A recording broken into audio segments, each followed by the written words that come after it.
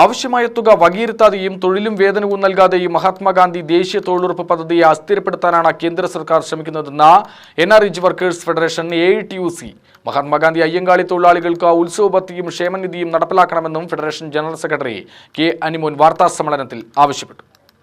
ഓരോ സംസ്ഥാനത്തെയും കാർഷിക വൃത്തിക്ക് സമാനമായ തുക വേതനമായി നൽകണമെന്നാണ് നിയമമെങ്കിലും പാലിക്കപ്പെടുന്നില്ല. ദേശീയ ശരാശരിയേക്കാൾ ജോലി ദിവസം കേരളത്തിൽ കൂടുതലാണെങ്കിലും 100 ദിവസ തൊഴിലാളി വേതനമോ കേന്ദ്ര സർക്കാർ അനുവദിക്കാത്തത് അംഗീകരിക്കാനാവില്ല.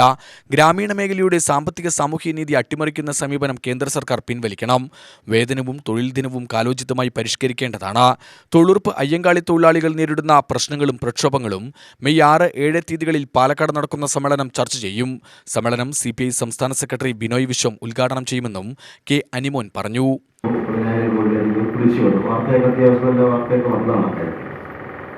സാധാരണ മാർച്ചൊക്കെ ആവുന്നതിന് മുമ്പ് തന്നെ അഡീഷണൽ തുക അനുവദിച്ച തുക കൊടുക്കാറാണ് പതിവ്. പക്ഷെ ഇത്തവണ ഉണ്ടായില്ല. ഇത്തവണ ഉണ്ടായില്ലെന്ന് മാത്രമല്ല, ഗവൺമെന്റ് ഇക്കാര്യത്തിൽ അധികമായി ഒരു തുകയും അനുവദിക്കുന്നില്ല. ബഡ്ജറ്റിൽ വയ്ക്കുന്ന തുകയുള്ളൂ. മാർച്ച് 31 സാമ്പത്തിക വർഷത്തിൽ ഡിസംബർ 20 ആയപ്പോൾ 86,000 കോടി രൂപ ചെലവഴിച്ചു. ഡിസംബർ 20 ആയി.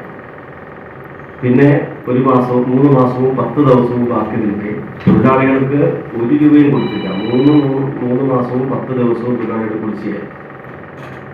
പലതവണ പല രീതിയിലുള്ള ഇടപെടലുകൾ ഗവൺമെന്റ് തലത്തിലും സ്റ്റേറ്റ് ഗവൺമെന്റ് തന്നെ ഇടപെട്ടിട്ടും തുക കൊടുക്കാൻ ഈ ഗവൺമെന്റ് തയ്യാറായി. എന്നാൽ ഏപ്രിൽ മാസം 10 ആയപ്പോൾ പൂർണ്ണമായ തുക അനുവദിച്ചു.